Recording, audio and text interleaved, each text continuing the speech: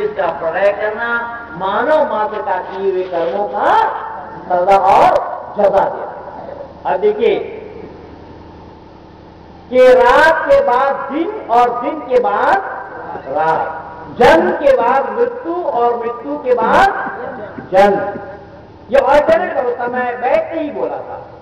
अब अंदाजा लगाना कि एक बच्चा मां के गर्भ से ही अंधा पैदा हुआ।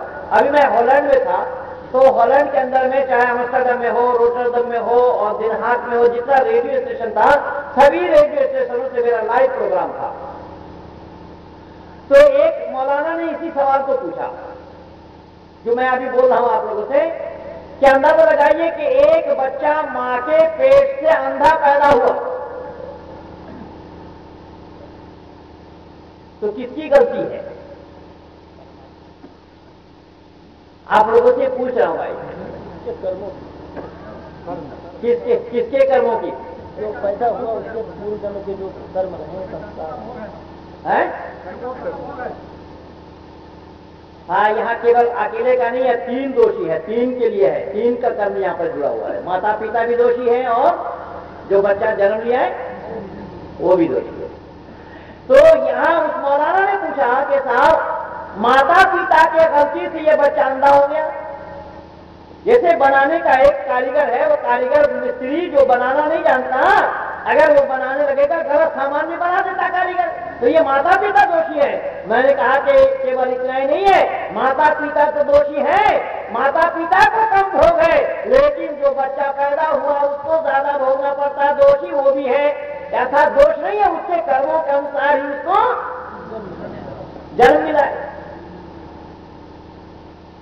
मां के पेट से अंधा पैदा होता है, लंगड़ा लूला पैदा होता है, तो इनकी मान्यता यह है, इन लोगों की मान्यता यह है कि अल्लाह ने उसका आंख छीन लिया। भाई अल्लाह आंख छीन करके क्या करेंगे? यहाँ पर तो भारत में तो आई बैंक बनाया हुआ है, वो इसका अपने अमिताभ बच्चन का और जया बच्चन का आई बैंक, तो अल्लाह का क्या मतलब? उस आंख छीन कर अल्लाह क्या करेंगे? तो परमात्मा पर दोष लग जाएगा, आरोप लगेगा। परमात्मा पर दोष लगाना संभव नहीं है।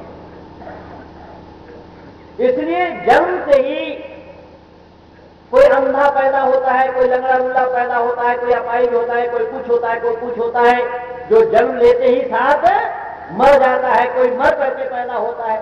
ये सब जो सिलसिला है वो सब इसी कर्म के आधार पर ही लगा हुआ है। अब इस पर भी विश्वास नहीं होता तो मैं यहीं से पुनर्जन्म को दिखा देता हूं। कोई एक सज्जन आए मेरे तरफ उठ करके, आ जाओ भाई मेरे पास, भैया जयप्रकाश जी बताइए कि भाई साहब आ रहे हैं कि जा रहे हैं? जल्दी बोलिए। आ रहे हैं भाई। पीछे वालों से पूछ रहा हूँ आ रहे हैं कि जा रहे हैं भाई? मैं थोड़ा सा तकलीफ दिया, बैठ जाएगा। पुनर्जन्म का प्रमाण मिला या नहीं मिला?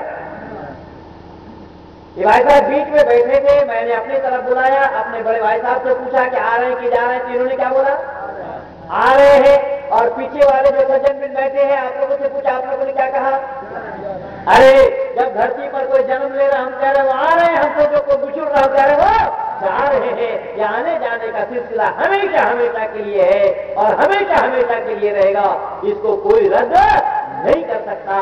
क्यों? इसके जाना होता है आने के लिए और आता है जाने के लिए। आने और जाने का सिलसिला ये जीवात्मा का है। पर याद रखना बंधुओं कि परमात्मा जन्म नहीं देते, जन्म जीवात्मा का होता है, परमात्मा का जन्म नहीं होता। लेकिन पुराने जगत वालों ने ईश्वर का भी अवतार मान बैठा, ईश्वर का भी अवतार मान लिया। अब अवतार शब्द का क्या होता है? अवतरण के माने होता है उतरना। तो उतरेंगे तो तब जब कोई चढ़ा हुआ होगा। तो चढ़ा कहां रखा लोगों ने? जो उतार रहे हैं, उतारने से पहले चढ़ाना पड़ेगा ना। अच्छा, कुछ लोगों का ख्याल और विचार है कि राम तो माता पिता के गर्भ से जन्म नहीं लिए। मैं प्रमाण दे रहा हूं कि माता पिता के गर्भ से राम का जन्म हुआ या नहीं। राम के चित्र को, राम के फोटो को देख लेना, नाभि है या नहीं। अगर नाभि है तो माता के गर्भ से जन्म लिया, इसे कोई काट नहीं सकता। ये सब किंवदंती है। सब लोगों ने अपने मनमानी ढंग से मनमानी बातों को, मन घड़ंत बातों को दुनिया वालों के सामने में रखने का प्रयास किया।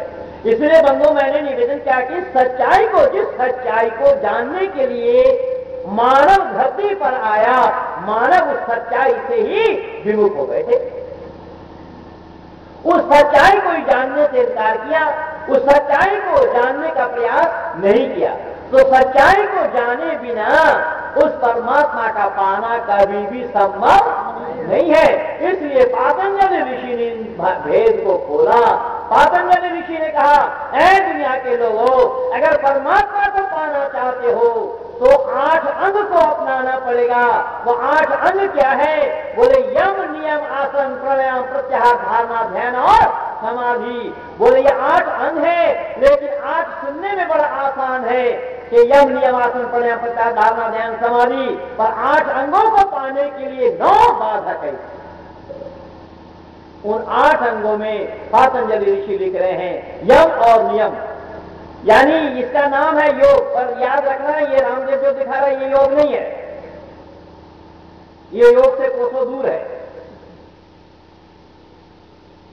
पातंजलि ऋषि के योग में ये उठा पटक, हाथ पांव पटकना, अनुलोम विलोम नहीं है, और पेट का हाथ घुमाना नहीं है। पातंजलि ऋषि ने कहीं नहीं लिखा, और ऋषि दयानंद ने भी मना किया है।